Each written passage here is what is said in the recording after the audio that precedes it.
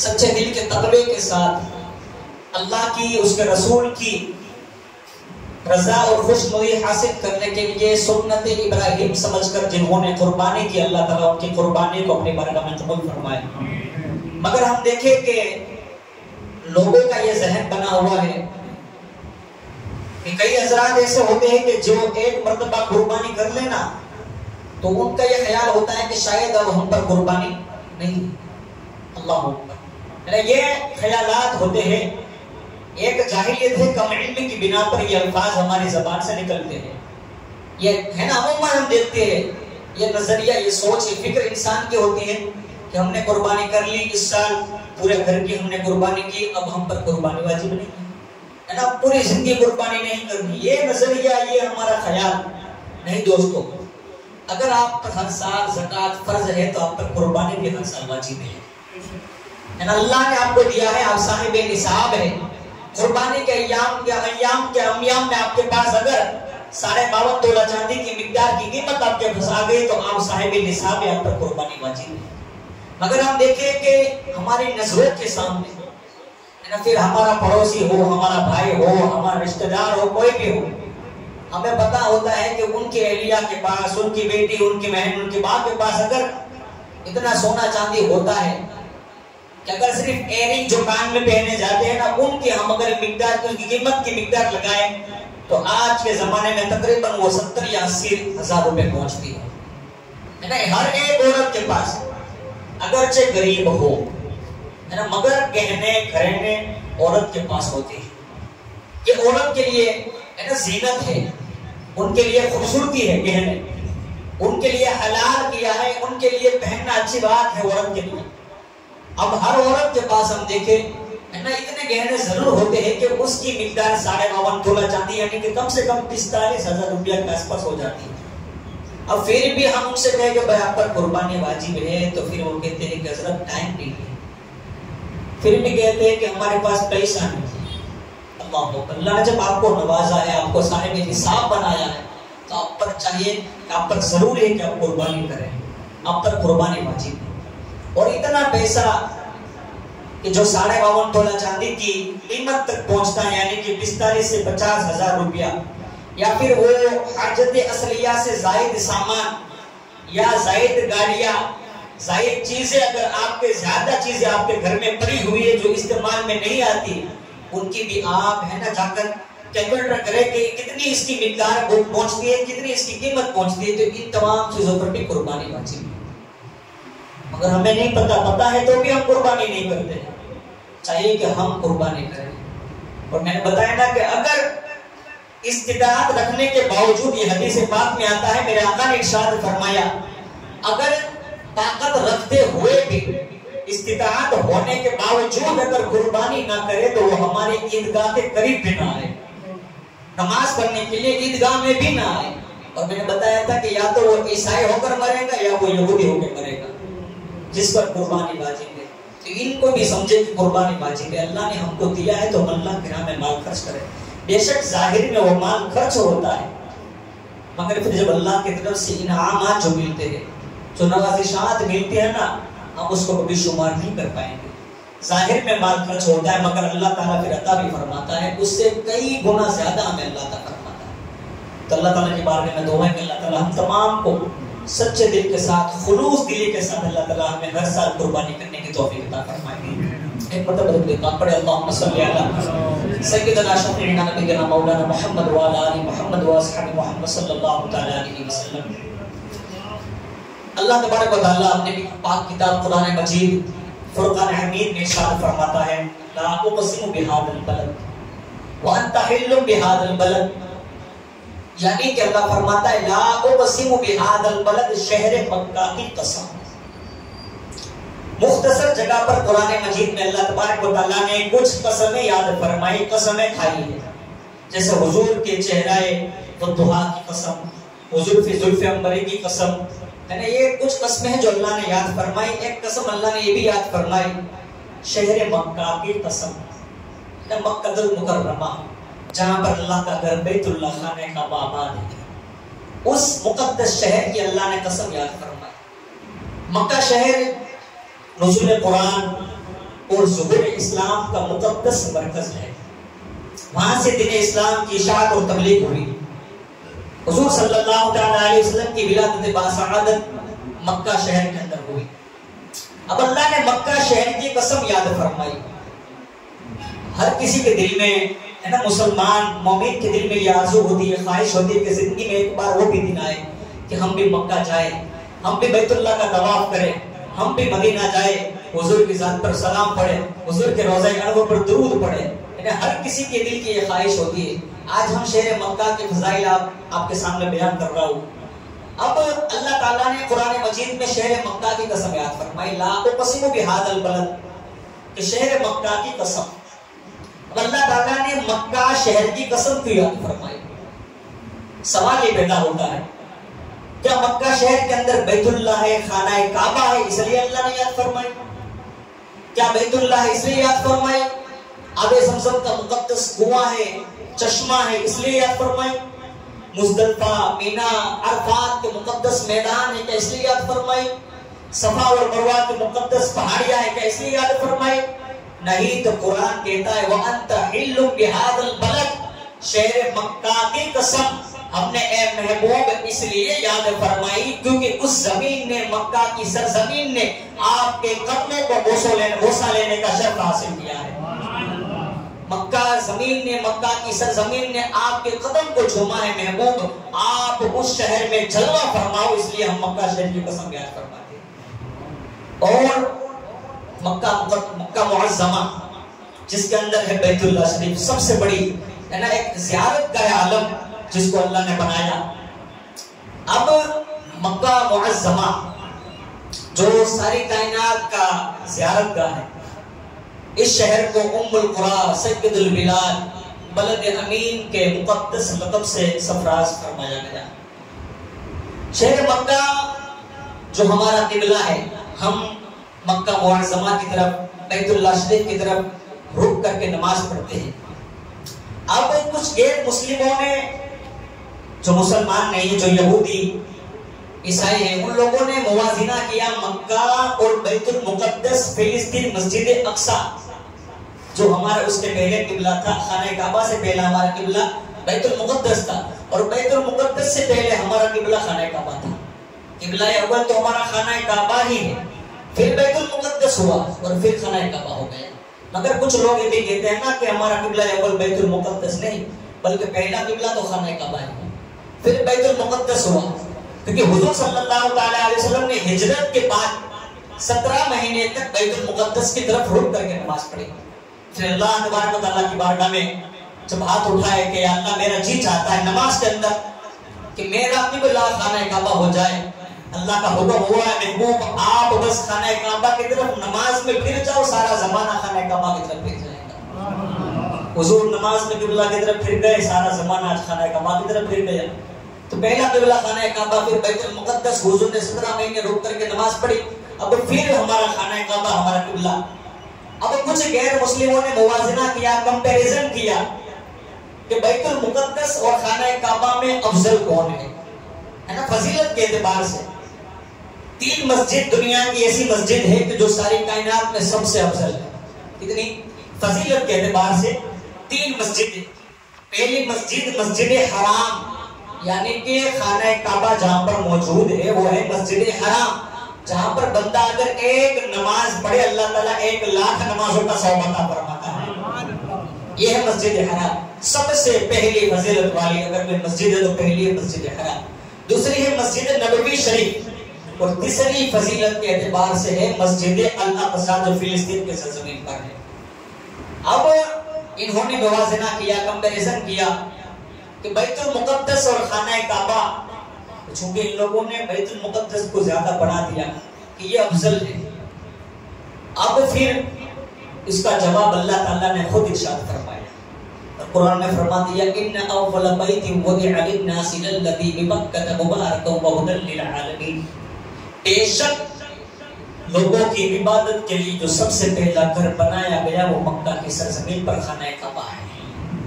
یہ قرآن میں اللہ نے فرما دیا کہ سب سے پہلا گھر اگر کوئی ہے تو وہ کون سا ہے؟ خانہ کعبہ، جو ساری کائنات کا رہنما ہے، سارے عالم کے لیے وہ ہدایت ہے. اس میں کھلی نشانیاں ہیں. فی آیات بینات مقام ابراہیم، اس میں کھلی نشانیاں ہیں، روشن نشانیاں ہیں ابراہیم کے کھڑے ہونے کی، مقام ابراہیم. ومن دخلہ کان آمنا، جو اس کے اندر داخل ہوا وہ امان میں ہے. اور اللہ تعالیٰ کے لیے جو صاحب استطاعت ہے، جن کو اللہ نے طاقت دی، وہ ان کا حج کرے، ان پر حج فرض ہے. یہ قرآن میں اللہ نے آیت ارشاد فرما دی. مگر اللہ تبارک و تعالیٰ نے جہاں پر خانہ کعبہ کی شان کو بیان فرمایا تو مسجد اقصی کی شان کو کم نہیں کیا. جب بھی کوئی تعظیم والی چیز، فضیلت والی چیزوں کا جب موازنہ کیا جائے، جب کمپیریزن کیا جائے، تو ان کی شان کو بیان کیا جائے تو اس طرح بیان کیا جائے کہ ایک کی شان کو بیان کیا جائے دوسرے کی شان میں کبھی بے ادبی نہ ہو پائے. جیسے ہم غلامان مصطفیٰ، ہم حضور صلی اللہ تعالیٰ علیہ وسلم کی شان کو بیان کرتے ہیں تو کبھی ہم دیگر انبیاء کی کبھی بے ادبی نہیں کرتے. یہی نشانی ہے سچے مومن کی. ہم اگر صحابہ کرام کی شان کو بیان کریں تو یہ خیال رکھنا چاہے کبھی بھی اہل بیت اطہار کی شان میں کبھی گستاخی اور بے ادبی نہ ہو پائے. اسی طرح اللہ تعالیٰ نے جب خانہ کعبہ کی شان کو بیان کیا تو فلسطین کی سرزمین پر مسجد الاقصی کی شان کو بھی باقی رکھا، اس کو بھی زندہ رکھا، اس کی فضیلت کو بھی زندہ رکھا اور باقی رکھا.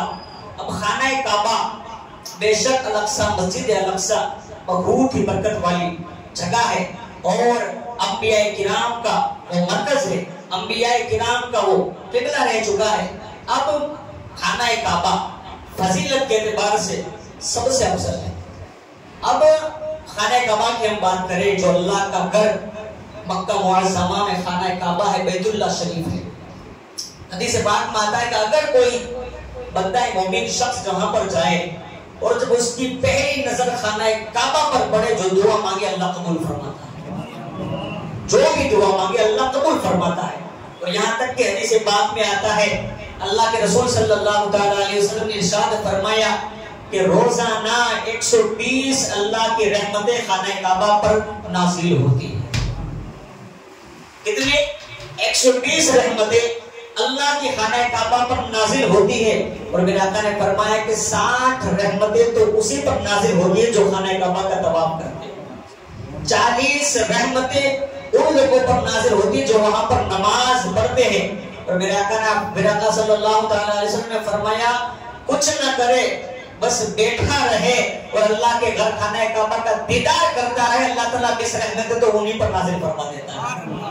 یہ فضیلت بیان کی، یہ شہر مکہ کی فضیلت، یہ خانہ کعبہ کی عظمت، یہ خانہ کعبہ کی فضیلت جو اللہ کا گھر ہے بیت اللہ شریف. ہمیں پتا ہے بیت اللہ شریف کے بارے میں، مگر ہے نا یہ جو خانہ کعبہ کی تعمیر ہے، یہ بات میں شاید پہلے ایک بار بیان کر چکا ہوں کہ خانہ کعبہ کی تعمیر کل 10 مرتبہ ہوئی. کتنی بار؟ اللہ کا جو گھر ہے خانہ کعبہ 10 بار تعمیر کیا گیا. حضرت ابراہیم اور آپ کے فرزند حضرت اسماعیل نے جو خانہ کعبہ کی تعمیر کی ہے بچہ بچہ جانتا ہے. اب ہم پہلے سے بات کریں کہ کب یہ طواف شروع ہوا اور خانہ کعبہ کی پہلی تعمیر کس نے کی اور آخری تعمیر کس نے کی. حضرت امام زین العابدین رضی اللہ تعالیٰ عنہ بیت اللہ کا طواف کرتے تھے. ایک شخص نے آپ سے پوچھ لیا کہ خانہ کعبہ ہے نا یہ طواف کب سے شروع ہے اور کیسے شروع ہوا؟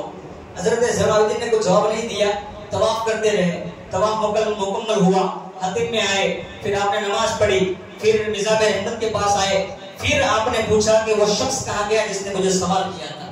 اب اس کو لایا گیا اور امام زین العابدین نے فرمایا بتا تو نے کیا سوال کیا تھا. اس نے پھر سوال کیا. حضرت امام زین العابدین فرماتے کہ تو کہاں کا رہنے والا ہے؟ تو اس شخص نے کہا کہ میں ملک شام کا رہنے والا ہوں، میں شامی ہوں. تو امام نے فرمایا کہ تو مسجد اقصی کے قریب ہوگا؟ کہا کہ ہاں میں قریب میں رہتا ہوں. اب فرمایا کہ تو نے شاید توریت اور انجیل پڑھی ہوگی. اس نے کہا ہاں میں نے پڑھی ہے.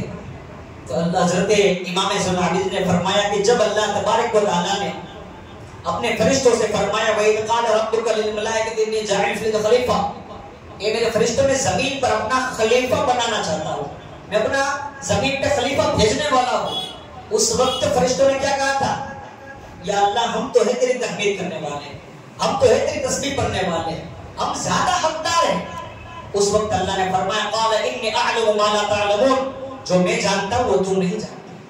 جو میں جانتا ہوں وہ تم نہیں جانتے. جب اللہ نے یہ فرمایا تو فرشتوں کو یہ لگا کہ شاید اب اللہ ہم سے ناراض ہو گیا, اللہ ہم سے ناراض ہو گیا. پھر کیا تھا, عرش الہی پر سارے فرشتوں کی نظر جم گئی. 7 سال تک فرشتے روئے اور اللہ کی تحمید اور تسبیح بیان کرتے رہے اور عرش الہی کا وہ طواف کرتے رہے. اب عرش الہی کا طواف کرتا ہے اللہ تبارک و تعالیٰ کو, پھر ان لوگوں کو ان کے سکون کے لیے اللہ تعالیٰ نے فرشتوں کے وہیں پر بیت المعمور بنوایا. پھر حکم دیا کہ فرشتوں اس کا طواف کرو. 7ویں آسمان پر عرش الہی کے نیچے بیت المعمور بنایا گیا, اس کا طواف فرشتے کرتے ہیں. اور پھر حکم ہوا ہے فرشتوں بیت المعمور کی سیدھ میں بالکل اس کے ہی نیچے زمین پر جاؤ اور وہاں پر خانہ کعبہ بناؤ. اب زمین کی ہم بات کریں, زمین جب زمین نہیں تھی نا, زمین کا جو سب سے پہلا حصہ بنایا گیا پوری زمین کا سب سے پہلا حصہ, یہاں تک روایتوں میں آتا ہے کہ ایک زمین پوری زمین پر بس ایک ٹیلے کی پانی پر ایک ٹیلے کی طرح خانہ کعبہ موجود تھا. زمین کی پیدائش سے 2000 سال پہلے صرف خانہ کعبہ کی زمین تھی اور خانہ کعبہ کی زمین سے ساری دنیا کی زمین پیدا فرمائی گئی. یعنی کہ زمین جو ہے نا, زمین حضرت عبداللہ ابن عباس نے فرمایا کہ زمین کعبہ شریف کی زمین اور کعبہ شریف بالخصوص کعبہ شریف یہ ساری زمین کی ناف ہے, یعنی کہ ڈوٹی کی ناف بنایا سب سے پہلی ہے نا اس جگہ کو, یعنی کہ خانہ کعبہ ساری زمین میں سب سے پہلی جگہ ہے اور اسی زمین سے ساری زمین کو بنایا گیا, وہاں سے ساری زمین پھیلی. اب جب فرشتوں نے پہلی بار خانہ کعبہ تعمیر کیا, تب پہلی بار خانہ کعبہ تعمیر ہوا اور فرشتے اس کا طواف کرتے تھے.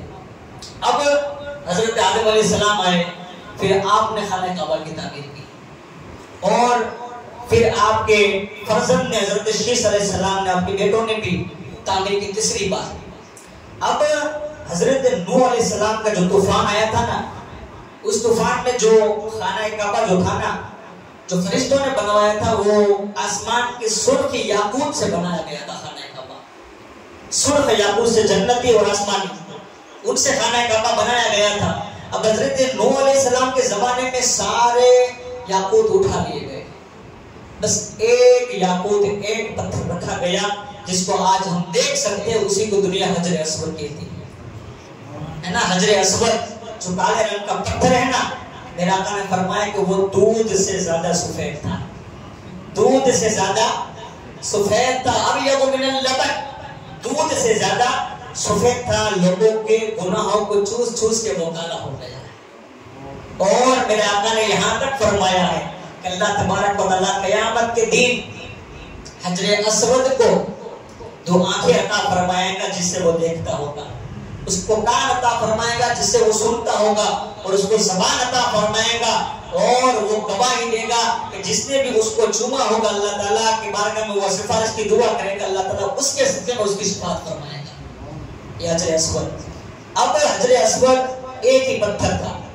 پھر 3 بار حضرت آدم, پہلے فرشتوں نے کی تعمیر, حضرت آدم نے کی, آپ کے فرزند نے کی, پھر قوم بنو عمالقہ نے کی, پھر قوم بنی جرہم نے کی, پھر قبیلہ بنو قریش نے کی جو 8ویں تعمیر تھی. اس کے پہلے ایک اور قبیلے نے کی, اور 8ویں جو تعمیر ہوئی نا, 7ویں تعمیر قصی بن کلاب نے کی, اور 8ویں تعمیر خانہ کعبہ کی قبیلہ بنو قریش نے کی. یہ وہی تعمیر ہے کہ جس میں حضور صلی اللہ تعالی علیہ وسلم خود پتھر اٹھا اٹھا کر دیتے تھے, اور میرے آقا نے اپنے ہاتھوں سے حجر اسود کو نصب فرمایا.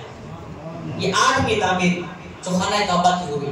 پھر 9ویں تعمیر ہوئی خانہ کعبہ کی, حضرت عبداللہ بن زبیر رضی اللہ تعالیٰ عنہ نے 9ویں تعمیر کی, اور انہوں نے جو کعبہ بنایا, تعمیر کیا, وہ خانہ کعبہ اس طرح بنایا کہ جو حضور کا جائز کردہ جو نقشہ تھا نا, تو حضور نقشہ بنایا تھا کہ اس طرح خانہ کعبہ ہونا چاہیے, اسی نقشے کے مطابق حضرت عبداللہ بن زبیر نے خانہ کعبہ بنایا. پھر 10ویں بار مروان بن ملک کا, ایک ظالم گورنر تھا, حجاج بن یوسف ثقفی جس کا نام بتایا جاتا ہے, جب اس کا زمانہ آیا تو اس نے حضرت عبداللہ بن زبیر کو شہید کر دیا, اور اپنے جو کعبہ بنایا تھا اس کعبہ کو بٹھا دیا، پھر زمانہ جاہلیت کی طرح جو پہلے کعبہ تھا وہی کعبہ بنا دیا۔ آج وہی کعبہ موجود ہے جو پہلے کعبہ تھا، بنایا گیا تھا، آج بھی وہی کعبہ موجود ہے جو حجاج بن یوسف ثقفی نے بنایا ہوا ہے۔ اور حضرت ابراہیم علیہ السلام اور آپ کے بیٹے حضرت اسماعیل ذبیح اللہ علیہ السلام جو آپ نے خانہ کعبہ بنایا، جو قرآن میں جس کا ذکر ہے وَإِذْ يَرْفَعُ إِبْرَاهِيمُ الْقَوَاعِدَ مِنَ الْبَيْتِ وَإِسْمَاعِيلُ رَبَّنَا تَقَبَّلْ مِنَّا إِنَّكَ أَنْتَ السَّمِيعُ الْعَلِيمُ۔ تو قرآن میں جس کا ذکر کیا گیا کہ جب ابراہیم اور آپ کے بیٹے اسماعیل نے جب کعبے کی دیوار کو اٹھایا، یعنی کہ جب خانہ کعبہ بنایا، ابراہیم اینٹ رکھتے جاتے تھے، اسماعیل اینٹ دیتے جاتے تھے، اور خانہ کعبہ کی تعمیر، ہم دیکھیں خانہ کعبہ کی جو عمارت ہے نا وہ کتنی اونچی ہے، جو حجاج کرام وہاں پر علاقہ نے پتا ہے کتنی اونچی دیوار ہے خانہ کعبہ کی، عمارت اونچی ہے۔ اب ظاہر سے بات اونچی دیوار ہے تو کچھ چڑھنے کے لیے سیڑھی یا لفٹ کی بھی ضرورت پڑے گی نا، اور روایتوں میں آتا ہے ابراہیم علیہ السلام جب خانہ کعبہ کی تعمیر فرماتے تھے، کچھ جنتی سامان تھا جن میں پتھر تھا، جنتی پتھر۔ ابراہیم علیہ السلام اسی جنتی پتھر کے اوپر پیر رکھ کر آپ خانہ کعبہ کی تعمیر فرماتے، جس طرح خانہ کعبہ کی دیواریں اونچی جاتی وہ پتھر بھی اونچا ہو جایا کرتا تھا، گویا کہ وہ لفٹ کا ایک سیڑھی کا کام کرتا تھا۔ اور آپ نے جب یہ خانہ کعبہ کی تعمیر مکمل کی، ذی القعدہ کی پہلی تاریخ کو حضرت ابراہیم نے خانہ کعبہ کی تعمیر شروع کی، اور پھر ذی القعدہ کی 25 تاریخ کو آپ نے 25 دنوں کے اندر خانہ کعبہ کو تیار کر دیا، اور اللہ تبارک و تعالیٰ راضی ہو گیا۔ اللہ نے فرمایا ابراہیم کیا مانگتے ہو؟ حضرت ابراہیم عرض کرتے ہیں مولا تو نے بے شک سب سے پہلے مجھے اپنا خلیل بنایا، سب کچھ عطا فرما دیا، اب اور کیا چاہیے؟ اللہ فرماتا ہے مانگ، کچھ تو مانگ لے۔ تب خیال آیا کہ ہاں بس ایک چیز مانگنے کو رہ گئی ہے، وہ چیز یہی مانگی کہ یا اللہ بے شک میں جانتا ہوں ساری کائنات کو تو نے جس کے صدقے میں بنایا، ہر چیز کو تو نے جس کے صدقے میں بنایا، وہ نبی آنے والا ہے، بس وہ نبی جب بھی آئے بس ابراہیم کا جی یہی چاہتا ہے کہ وہ میری ہی اولاد کے اندر پیدا ہو، مجھ کو اس کا دادا بنا دے۔ حضرت ابراہیم حضور کے جد امجد ہے اور آپ کے دادا ہے حضرت ابراہیم علیہ نبی علیہ الصلوۃ والتسلیم۔ یہ خانہ کعبہ کے بارے میں نے آپ کے سامنے بیان کیا۔ اللہ رب العزت کی بارگاہ میں دعا ہے کہ اللہ تعالیٰ ہم تمام کو زندگی میں ایک مرتبہ حج سعید کی ہمیں سعادت عطا فرمائے، آمین۔ وما علینا الا البلاغ۔ کچھ اعلانات